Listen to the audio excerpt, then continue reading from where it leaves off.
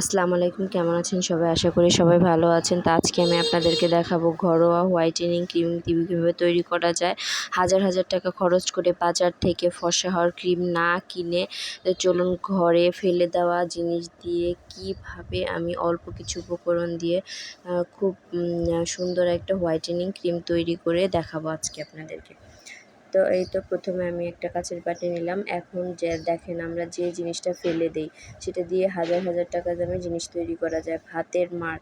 তো দেখেন আমি ভাত সহ অল্প একটু ভাতের ঘন যে মাড়টা থাকে সেটা তুলে নিয়েছি। ভাতের মাড়ে কিন্তু রূপচর্চার জন্য যুগ যুগ ধরে ব্যবহৃত হয়ে আসছে এবং ভাতের মাড়ে যেই সমস্ত উপাদান আছে সে সবগুলোই কিন্তু আমাদের স্কিনের জন্য খুবই ভালো। তো ভাতটা ছেঁকে নিয়ে আমি ভাতের যে উপরে ঘন মাড় আছে সেই মাড়টা নিয়ে নিলাম। তারপরে এখানে আমি দিয়ে দিব অল্প একটু অ্যালোভেরা জেল, যেটা আমাদের স্কিনকে ভিতর থেকে সফট করে, ফর্সা করে, স্কিনের দাগ ছোপ দূর করে। তারপরে আমি এখানে দিয়ে দিব 3 চিমটির মতো হলুদ।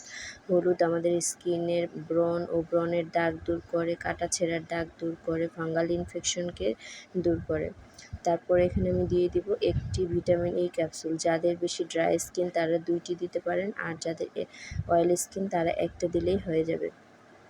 তো এই উপকরণগুলো দিয়ে আমি খুব ভালোভাবে একটা ক্রিম তৈরি করে নেব। দেখেন যত বেশি ভালোভাবে একটু নেড়ে চেড়ে মিশিয়ে নেবেন, একটা ক্রিমি আস্তে আস্তে ভাব চলে আসবে। তো এই তো খুব ভালোভাবে মিশিয়ে নিতে হবে, যত ভালো মিশাবেন তত কাজে দিবে ক্রিমটা। তো বন্ধুরা, যারা আমার ভিডিওটি ফেসবুক পেজ থেকে দেখছো তারা আমার পেজটা ফলো লাইক দিয়ে পাশে থাকবে, আর যারা ইউটিউব চ্যানেল থেকে দেখছো তারা আমার চ্যানেলটা সাবস্ক্রাইব করে পাশে থাকবে। তো এই তো আমার ক্রিমটা তৈরি হয়ে গিয়েছে। এখন এটা তোমরা সকালে বা রাতে মেখে নিতে পারো।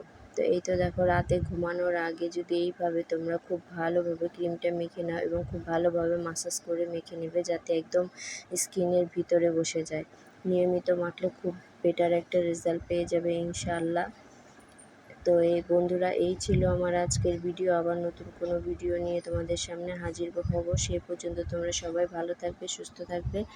আল্লাহ হাফিজ, আসসালামু আলাইকুম।